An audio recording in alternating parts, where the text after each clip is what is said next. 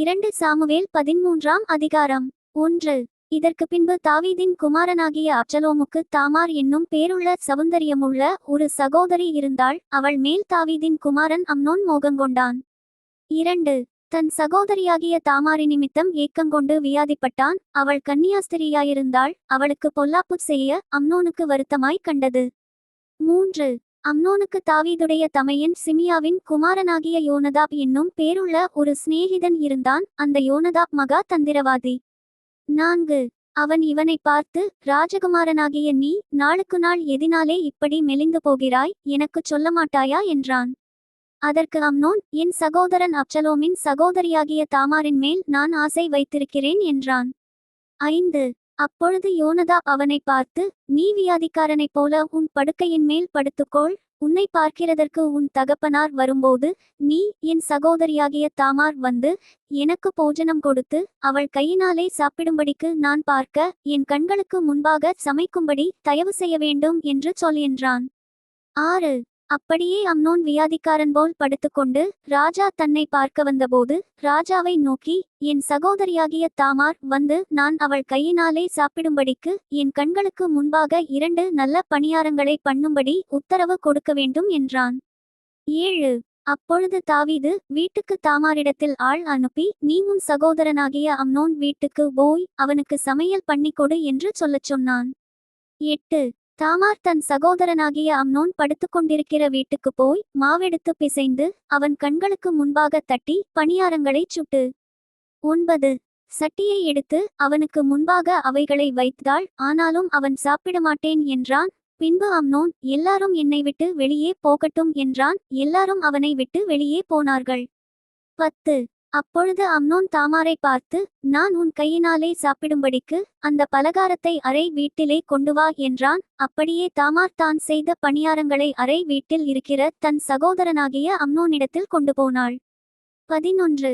அவன் சாப்பிடும்படிக்கு அவள் அவைகளை கிட்ட கொண்டு வருகையில் அவன் அவளை பிடித்து அவளை பார்த்து, என் சகோதரியே, நீ வந்து என்னோடே சயனி என்றான். 12.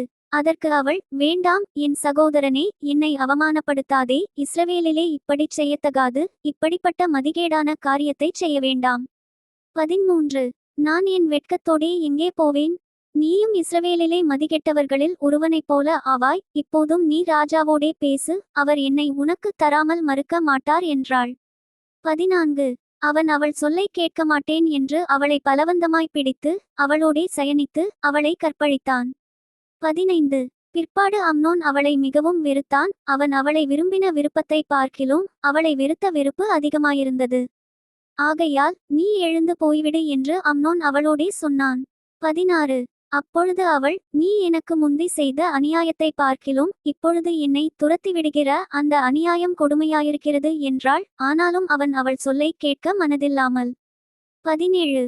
தன்னிடத்தில் சேவிக்கிற தன் வேலைக்காரனை கூப்பிட்டு, நீ இவளை என்னை விட்டு வெளியே தள்ளி கதவை போட்டு என்றான்.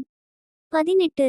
அப்படியே அவனிடத்தில் சேவிக்கிறவன் அவளை வெளியே தள்ளி கதவை பூட்டினான். அவள் பலவர்ணமான வஸ்திரத்தை உடுத்திக் கொண்டிருந்தாள். ராஜகுமாரத்திகளாகிய கன்னிகைகள் இப்படி கொத்த சால்வைகளை தரித்துக் கொள்வார்கள். 19. அப்பொழுது தாமார் தன் தலையின் மேல் சாம்பலை வாரி போட்டுக்கொண்டு தான் தரித்திருந்த பலவர்ணமான வஸ்திரத்தை கிழித்து தன் கையை தன் தலையின் மேல் வைத்து சத்தமிட்டு அழுது கொண்டு போனாள். 20. அப்பொழுது அவள் சகோதரனாகிய அப்சலோம் அவளை பார்த்து, உன் சகோதரனாகிய அம்னோன் உன்னோடிருந்தானோ? இப்போதும் என் சகோதரியே, நீ மவுனமாயிரு. அவன் உன்னுடைய சகோதரன். இந்த காரியத்தை உன் மனதிலே வைக்காதே என்றான். அப்படியே தாமார் தன் சகோதரனாகிய அப்சலோமின் வீட்டில் தனித்து கிலேசப்பட்டு கொண்டிருந்தாள். 21. தாவீது. ராஜா இந்த செய்திகளையெல்லாம் கேள்விப்பட்டபோது வெகு கோபமாயிருந்தான். 22.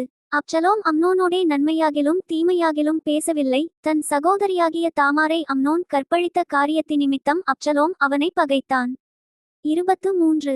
2 வருஷம் சென்ற பின்பு அப்சலோம் எப்பிராயீமுக்குச் சமீபமான பாலாத்சோரிலே ஆட்களை வைத்து ஆடுகளை மயர்க்கத்தரிக்கிற வேலையில் இருந்தான். அங்கே ராஜகுமாரர் எல்லாரையும் விருந்துக்கு அழைத்தான். 24. அவன் ராஜாவினிடத்தில் போய், ஆட்களை வைத்து ஆடுகளை மயர்க்கத்தரிக்கிறேன். ராஜாவும் அவருடைய ஊழியக்காரரும் உமது அடியானோடே வரும்படி வேண்டிக் கொள்ளுகிறேன் என்றான். 25. ராஜா அப்சலோமை பார்த்து, அப்படி வேண்டாம் என் மகனே, நாங்கள் எல்லாரும் வருவோமாகில் உனக்கு வெகு செலவுண்டாகும் என்றான். அவனை வருந்திக் கேட்டாலும் அவன் போக மனதில்லாமல் அவனை ஆசீர்வதித்தான். 26. அப்பொழுது அப்சலோம், அது கூடாதிருந்தால் என் சகோதரனாகிய அம்னோனாவது எங்களோடே வரும்படி அவனுக்கு உத்தரவு செய்யும் என்றான். அதற்கு ராஜா, அவன் உன்னோடே வரவேண்டியது என்ன என்றான். 27. அப்சலோம் பின்னையும் அவனை வருந்தி கேட்டுக்கொண்டபடியினால் அவன் அம்னோனையும் ராஜாவின் குமாரர் அனைவரையும் அவனோடே போகவிட்டான். 28. அப்சலோம் தன் வேலைக்காரரை நோக்கி, அம்னோன் திராட்சரசம் குடித்து களித்திருக்கும் சமயத்தை நன்றாய் பார்த்திருங்கள், அப்பொழுது நான் அம்னோனை அடியுங்கள் என்று சொல்லுவேன். உடனே நீங்கள் பயப்படாமல் அவனை கொன்று போடுங்கள், நான் அல்லவோ அதை உங்களுக்கு கட்டளையிடுகிறேன், திடன் கொண்டு தைரியமாயிருங்கள் என்று சொல்லியிருந்தான். 29. அப்சலோம் கற்பித்தபடியே அப்சலோமின் வேலைக்காரர் அம்னோனுக்குச் செய்தார்கள். அப்பொழுது ராஜகுமாரர் எல்லாரும் எழுந்திருந்து அவரவர் தம் தம் கோவேறு கழுதையின் மேல் ஏறி ஓடிப்போனார்கள். 30. அவர்கள் வழியில் இருக்கிறபோதே அப்சலோம் ராஜகுமாரரையெல்லாம் அடித்துக் கொன்று போட்டான். அவர்களில் ஒருவரும் மீந்திருக்க விடவில்லை என்கிறதாய் தாவீதுக்கு செய்தி வந்தது. 31. அப்பொழுது ராஜா எழுந்திருந்து தன் வஸ்திரங்களை கிழித்துக்கொண்டு தரையிலே விழுந்து கிடந்தான். அவன் ஊழியக்காரர் எல்லாரும் தங்கள் வஸ்திரங்களை கிழித்துக்கொண்டு நின்றார்கள். 32.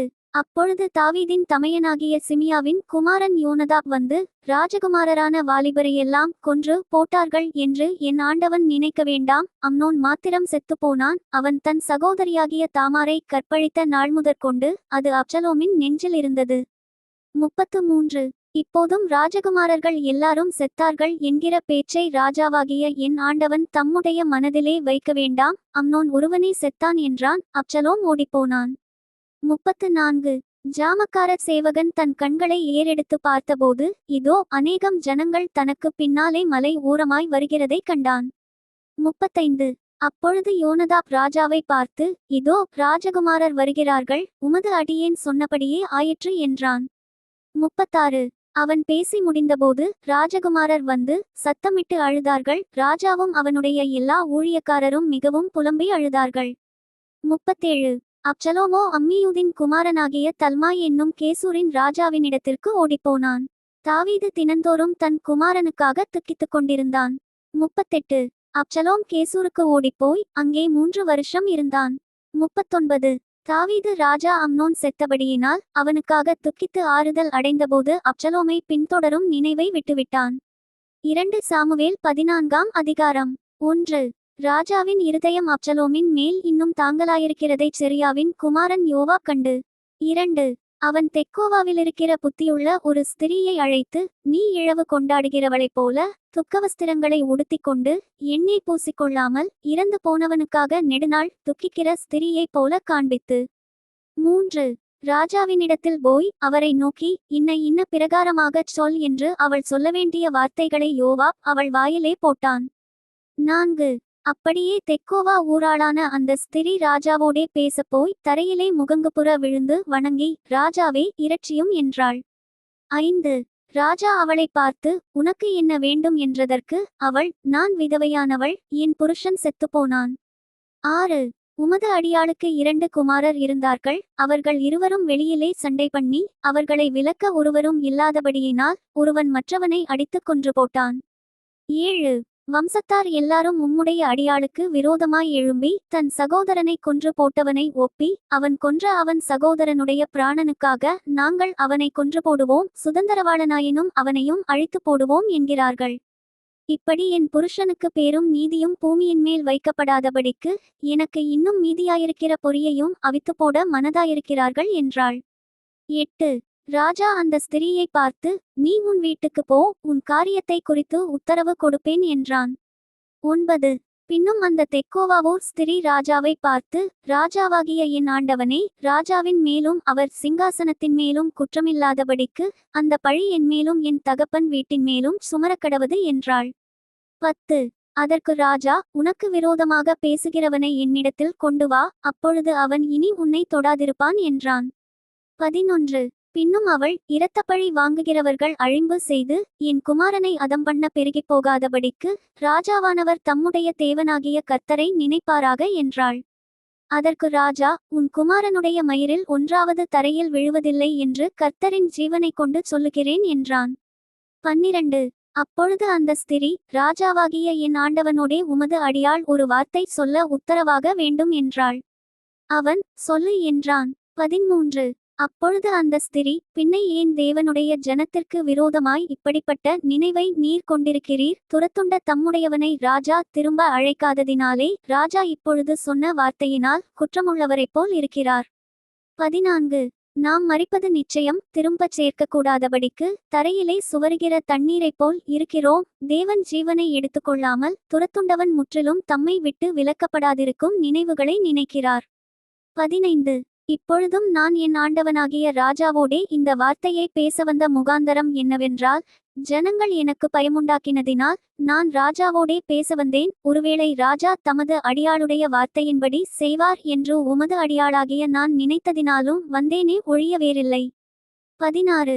என்னையும் என் குமாரனையும் ஏகமாய் தேவனுடைய சுதந்திரத்திற்கு புறம்பாக்கி அழிக்க நினைக்கிற மனுஷனுடைய கைக்கு தமது அடியாளை நீங்களாக்கிவிடும்படிக்கு ராஜா கேட்பார். 17. ராஜாவாகிய என் ஆண்டவனுடைய வார்த்தை எனக்கு ஆறுதலாயிருக்கும் என்று உமது அடியாளாகிய நான் எண்ணினேன். நன்மையையும் தீமையையும் கேட்கும்படி ராஜாவாகிய என் ஆண்டவன் தேவனுடைய தூதனைப் போல இருக்கிறார். இதற்காக உம்முடைய தேவனாகிய கர்த்தர் உம்மோடே கூட இருக்கிறார் என்றாள். 18. அப்பொழுது ராஜா அந்த ஸ்திரீக்கு பிரதியுத்தரமாக, நான் உன்னிடத்தில் கேட்கும் காரியத்தை நீ எனக்கு மறைக்க வேண்டாம் என்றான். அதற்கு அந்த ஸ்திரீ, ராஜாவாகிய என் ஆண்டவர் சொல்வாராக என்றாள். 19. அப்பொழுது ராஜா, இதிலெல்லாம் யோவாப் உனக்கு உட்கையாய் இருக்கவில்லையா என்று கேட்டான்.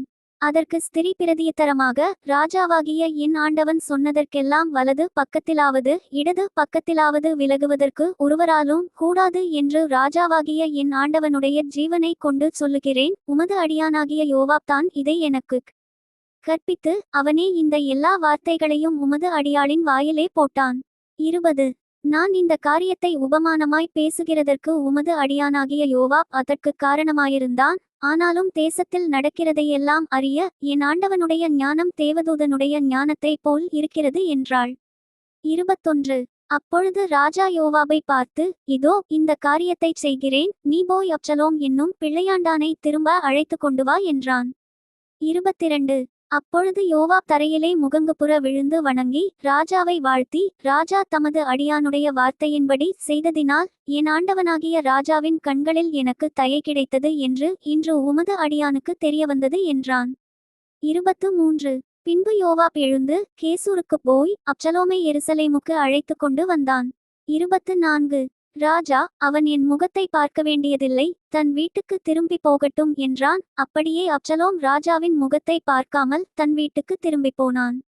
25. இஸ்ரவேலர் அனைவருக்குள்ளும் அப்சலோமைப் போல் சௌந்தரியமுள்ளவனும் மெச்சிக்கொள்ளப்பட்டவனும் இல்லை. உள்ளங்கால் தொடங்கி உச்சந்தலை மட்டும் அவனில் ஒரு பழுதும் இல்லாதிருந்தது. 26. அவன் தன் தலைமயிர் தனக்கு பாரமாயிருப்பதினால் வருஷாந்தரம் சிரைத்துக் கொள்ளுவான். சிரைக்கும்போது அவன் தலைமயிர் ராஜாவுடைய நிறையின்படி 200 சேக்கல் நிறையாயிருக்கும். 27. அப்சலோமுக்கு 3 குமாரரும் தாமார் என்னும் பேர் கொண்ட ஒரு குமாரத்தியும் பிறந்தார்கள். இவள் ரூபவதியான பெண்ணாயிருந்தாள். 28. அப்சலோம் ராஜாவின் முகத்தை காணாமலே 2 வருஷம் எருசலேமிலே குடியிருந்தான். 29. ஆகையால் அப்சலோம் யோவாபை ராஜாவினிடத்தில் அனுப்பும்படி அழைப்பித்தான். அவனோ அவனிடத்திற்கு வரமாட்டேன் என்றான். 2ஆம் விசையும் அவன் அழைத்தனுப்பினான். அவன் வரமாட்டேன் என்றான். 30. அப்பொழுது அவன் தன் வேலைக்காரரை பார்த்து, இதோ என் நிலத்திற்கு அருகே யோவாபின் நிலம் இருக்கிறது, அதிலே அவனுக்கு வார்கோதுமை விளைந்திருக்கிறது, நீங்கள் போய் அதை தீக்கொளுத்தி போடுங்கள் என்றான். அப்படியே அப்சலோமின் வேலைக்காரர் அந்த நிலத்தை தீக்கொளுத்தி போட்டார்கள். 31. அப்பொழுது யோவாப் எழுந்திருந்து அப்சலோமிடத்தில் வீட்டிற்குள் போய், என்னுடைய நிலத்தை உம்முடைய வேலைக்காரர் தீக்கொளுத்தி போட்டது என்ன என்று அவனை கேட்டான். 32. அப்சலோம் யோவாபை பார்த்து, இதோ நான் ஏன் கேசூரிலிருந்து வந்தேன், நான் அங்கே இருந்துவிட்டால் நலம் என்று ராஜாவுக்குச் சொல்லும்படி உம்மை ராஜாவினிடத்தில் அனுப்புவதற்காக உம்மை இங்கே வரும்படி அழைப்பித்தேன். இப்போதும் நான் ராஜாவின் முகத்தை பார்க்கட்டும், என்மேல் குற்றமிருந்தால் அவர் என்னை கொன்று போடட்டும் என்றான். 33. யோவாப் ராஜாவினிடத்தில் போய் அதை அவனுக்கு அறிவித்தபோது அப்சலோமை அழைப்பித்தான். அவன் ராஜாவினிடத்தில் வந்து ராஜாவுக்கு முன்பாக தரையிலே முகங்குப்புற விழுந்து வணங்கினான். அப்பொழுது ராஜா அப்சலோமை முத்தமிட்டான். 2 சாமுவேல் 15ஆம் அதிகாரம் 1. இதற்கு பின்பு அப்சலோம் இரதங்களையும் குதிரைகளையும் தனக்கு முன் ஓட 50 சேவகரையும் சம்பாதித்தான். 2. மேலும் அப்சலோம் காலைதோறும் எழுந்திருந்து பட்டணத்து வாசலுக்கு போகிற வழி ஓரத்திலே நின்று கொண்டு எவனாகிலும் தனக்கு இருக்கிற வழக்கு முகாந்தரமாய் ராஜாவினிடத்தில் நியாயத்திற்காக போகும்போது அவனை அழைத்து, நீ எந்த ஊரான் என்று கேட்பான். அவன், உமது அடியான் இஸ்ரவேல் கோத்திரங்களில் ஒன்றுக்கடுத்த இன்ன ஊரான் என்றாள். 3. அப்பொழுது அப்சலோம் அவனை நோக்கி, இதோ உன் காரியம் நேர்மையும் நியாயமுமாயிருக்கிறது, ஆனாலும் ராஜாவினிடத்திலே உன் காரியத்தை விசாரிப்பார் ஒருவரும் இல்லை என்பான். 4. பின்னும் அப்சலோம், வழக்கு வியாஜ்யமுள்ளவர்கள் எல்லாரும் என்னிடத்தில் வந்து, நான் அவர்களுக்கு நியாயஞ்செய்யும்படிக்கு என்னை தேசத்திலே நியாயாதிபதியாக வைத்தால் நலமாயிருக்கும் என்பான். 5. எவனாகிலும் ஒருவன் அவனை வணங்க வரும்போது அவன் தன் கையை நீட்டி அவனை தழுவி முத்தஞ்செய்வான். 6.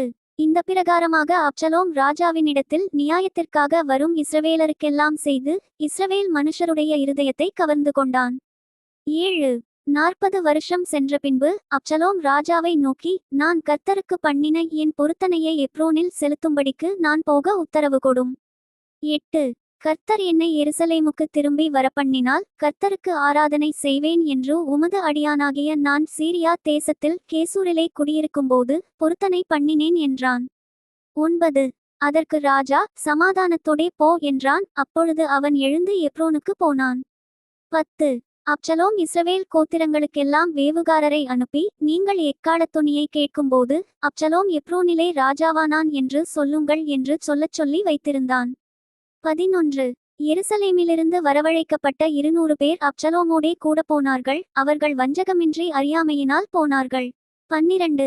அப்சலோம் பலிகளைச் செலுத்தும் போது தாவீதின் ஆலோசனைக்காரனாகிய அகித்தோப்பேல் என்னும் கீலோனியனையும் அவன் ஊராகிய கீலோவிலிருந்து வரவழைப்பித்தான். அப்படியே கட்டுப்பாடு பலத்து ஜனங்கள் அப்சலோமினிடத்தில் திரளாய் வந்து கூடினார்கள். 13. அதை அறிவிக்கிற ஒருவன் தாவீதினிடத்தில் வந்து, இஸ்ரவேலில் ஒவ்வொருவருடைய இருதயமும் அப்சலோமை பற்றி போகிறது என்றான். 14. அப்பொழுது தாவீது எருசலேமிலே தன்னிடத்திலுள்ள தன்னுடைய எல்லா ஊழியக்காரரையும் நோக்கி, எழுந்து ஓடிப்போவோம், இல்லாவிட்டால் நாம் அப்சலோமுக்கு தப்ப இடமில்லை. அவன் தீவிரித்து நம்மிடத்தில் வந்து நம்மை பிடித்து நம்மேல் பொல்லாப்பு வரப்பண்ணி நகரத்தை பட்டயக்கருக்கினால் சங்காரம் பண்ணாதபடிக்கு தீவிரமாய் புறப்படுங்கள் என்றான். 15. ராஜாவின் ஊழியக்காரர் ராஜாவை பார்த்து, இதோ ராஜாவாகிய எங்கள் ஆண்டவன் கட்டளையிடும் காரியத்தையெல்லாம் செய்ய உமது அடியாராகிய நாங்கள் ஆயத்தமாயிருக்கிறோம் என்றார்கள். 16. அப்படியே ராஜாவும் அவனுடைய வீட்டார் எல்லாரும் கால்நடையாய் புறப்பட்டார்கள். வீட்டை காக்க ராஜா மறுமனையாட்டிகளாகிய 10 ஸ்திரீகளை பின்வைத்தான். 17. ராஜாவும் சமஸ்த ஜனங்களும் கால்நடையாய் புறப்பட்டு சற்று தூரம் போய் ஒரு இடத்திலே தரித்து நின்றார்கள். 18. அவனுடைய ஊழியக்காரர் எல்லாரும் கிரேத்தியர் யாவரும் பிலேத்தியர் யாவரும் அவன் பக்கத்திலே நடந்து போனார்கள். காத்தூரிலிருந்து கால்நடையாய் வந்திருந்த 600 பேராகிய கித்தியர் எல்லாரும் ராஜாவுக்கு முன்பாக நடந்தார்கள். 19. அப்பொழுது ராஜா கித்தியனாகிய ஈத்தாயை பார்த்து, நீ எங்களுடனே கூட வருவானேன்? நீ திரும்பிப் போய் ராஜாவுடனே கூட இரு. நீ அந்நிய தேசத்தான், நீ உன் இடத்திற்கு திரும்பி போகலாம். 20. நீ நேற்றுதானே வந்தாய், இன்று நான் உன்னை எங்களோடே நடந்து வரும்படிக்கு அழைத்து கொண்டு போகலாமா? நான் போகக்கூடிய இடத்திற்கு போகிறேன், நீ உன் சகோதரரையும் அழைத்து கொண்டு திரும்பிப்போ, கிருபையும் உண்மையும் உன்னோடே இருப்பதாக என்றான். 21. ஆனாலும் ஈத்தாய் ராஜாவுக்கு பிரதியுத்தரமாக, ராஜாவாகிய என் ஆண்டவன் எங்கே இருப்பாரோ அங்கே உமது அடியானும் செத்தாலும் பிழைத்தாலும் இருப்பான் என்று கர்த்தருடைய ஜீவனையும் ராஜாவாகிய என் ஆண்டவனுடைய ஜீவனையும் கொண்டு சொல்லுகிறேன் என்றான். 22. அப்பொழுது தாவீது ஈத்தாயை நோக்கி, நடந்து வா என்றான். அப்படியே கித்தியனாகிய ஈத்தாயும் அவனுடைய எல்லா மனுஷரும் அவனோடிருக்கிற எல்லா பிள்ளைகளும் நடந்து போனார்கள். 23. சகல ஜனங்களும் நடந்து போகிறபோது தேசத்தார் எல்லாரும் மகா சத்தமாய் அழுதார்கள். ராஜா கீதரோன் ஆற்றை கடந்தான். ஜனங்கள் எல்லாரும் வனாந்தரத்திற்கு போகிற வழியே நடந்து போனார்கள். 24. சாதோக்கும் தேவனுடைய உடன்படிக்கை பெட்டியை அவனோடே கூட இருந்து சுமக்கிற சகல லேவியரும் வந்து தேவனுடைய பெட்டியை அங்கே வைத்தார்கள். ஜனங்கள் எல்லாரும் நகரத்திலிருந்து கடந்து தீருமட்டும் அபியத்தார் திரும்பிப் போயிருந்தான். 25. ராஜா சாதோக்கை நோக்கி, தேவனுடைய பெட்டியை நகரத்திற்கு திரும்ப கொண்டு போ. கர்த்தருடைய கண்களில் எனக்கு கிருபை கிடைத்ததானால் நான் அதையும் அவர் வாசஸ்தலத்தையும் பார்க்கிறதற்கு என்னை திரும்ப வரப்பண்ணுவார். 26. அவர் உன்மேல் எனக்கு பிரியமில்லை என்பாராகில் இதோ இங்கே இருக்கிறேன், அவர் தம்முடைய பார்வைக்கு நலமானபடி எனக்குச் செய்வாராக என்றான். 27. பின்னும் ராஜா ஆசாரியனாகிய சாதோக்கை நோக்கி, நீ ஞானதிருஷ்டிக்காரன் அல்லவோ? நீ சமாதானத்தோடே நகரத்திற்குத் திரும்பு, உன் மகன் அகிமாசும் அபியத்தாரின் மகன் யோனத்தானுமாகிய உங்கள் குமாரர் 2 பேரும் உங்களோடே கூட திரும்பி போகட்டும். 28. எனக்கு அறிவிக்கிறதற்கு உங்களிடத்திலிருந்து செய்தி வருமட்டும் நான் வனாந்தரத்தின் வெளிகளிலே தரித்திருப்பேன் என்றான். 29. அப்படியே சாதோக்கும் அபியத்தாரும் தேவனுடைய பெட்டியை எருசலேமுக்கு திரும்ப கொண்டு போய் அங்கே இருந்தார்கள். 30. தாவீது தன் முகத்தை மூடி வெறுங்காலால் நடந்து அழுது கொண்டு ஒலிவமலையின் மேல் ஏறிப்போனான், அவனோடிருந்த சகல ஜனங்களும் முகத்தை மூடி அழுது கொண்டு ஏறினார்கள். 31. அப்சலோமோடே கட்டுப்பாடு பண்ணினவர்களுடன் அகித்தோப்பேலும் சேர்ந்திருக்கிறான் என்று தாவீதுக்கு அறிவிக்கப்பட்டபோது தாவீது, கர்த்தாவே, அகித்தோப்பேலின் ஆலோசனையை பைத்தியமாக்கிவிடுவீராக என்றான். 32. தாவீது மலையின் உச்சிமட்டும் வந்து அங்கே தேவனை பணிந்து கொண்டபோது இதோ அர்க்கியனாகிய ஊசாய் தன் வஸ்திரத்தை கிழித்து கொண்டு தலையின் மேல் புழுதியை போட்டுக்கொண்டவனாய் அவனுக்கு எதிர்ப்பட்டான். 33. தாவீது அவனை பார்த்து, நீ என்னோடே கூட நடந்து வந்தால் எனக்கு பாரமாயிருப்பாய். 34. நீ நகரத்திற்கு திரும்பிப் போய் அப்சலோமை நோக்கி, ராஜாவே, உம்முடைய ஊழியக்காரனாயிருப்பேன், முன் நான் உம்முடைய தகப்பனுக்கு ஊழியக்காரனாயிருந்தேன், இப்போது நான் உமக்கு ஊழியக்காரன் என்றாயேயாகில் எனக்காக அகித்தோப்பேலின் ஆலோசனையை அபத்தமாக்குவாய். 35. உன்னோடே அங்கே சாதோக் அபியத்தார் என்னும் ஆசாரியர்கள் இருக்கிறார்கள் அல்லவா? ராஜாவின் வீட்டிலே பிறக்கிற ஏதேது செய்தி உண்டோ, என்னென்ன கேள்விப்படுகிறாயோ அதையெல்லாம் சாதோக் அபியத்தார் என்னும் ஆசாரியர்களுக்கு அறிவிப்பாய். 36. அங்கே அவர்களோடே சாதோக்கின் மகன் அகிமாசும் அபியத்தாரின் மகன் யோனத்தானும் அவர்கள் 2 குமாரரும் இருக்கிறார்கள், நீங்கள் கேள்விப்படுகிற செய்தியையெல்லாம் அவர்கள் வசமாய் எனக்கு அனுப்புவீர்களாக என்றான். 37.